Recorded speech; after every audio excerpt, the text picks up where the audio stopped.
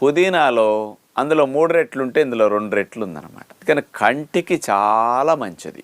ఈ పుదీనా యాంటీ ఆక్సిడెంట్గా పనికొస్తుంది. అంటే పుదీనాలో ఉండే బీటా కెరోటిన్ అనేది మన శరీరంలో కణజాలం ఇన్ఫ్లమేషన్కి గురవ్వకుండా రక్షించడానికి చాలా బాగా పనికొస్తాయి. Anti inflammatory properties, anti oxidant properties బాగా ఉన్నాయి. కాబట్టి ప్రతి వంటలోనూ వేసుకునే ఆచారం మన ఋషులు నేర్పారనమాట. ఇండియన్ కల్చర్లో అది ముందు నుంచి అట్లా వచ్చేసింది. దాని వెనుకుండే రీజన్ ఇందులో ఇట్లా యాంటీ ఇన్ఫ్లమేటరీ ఇలా ఉండటానికి కారణం ఏమిటి అనేది అందులో ఉండే కెమికల్స్ని సైంటిస్టులు విశ్లేషించారనమాట. ఇందులో ముఖ్యంగా ఉన్న కెమికల్స్ వల్ల లాభం చెప్తానండి.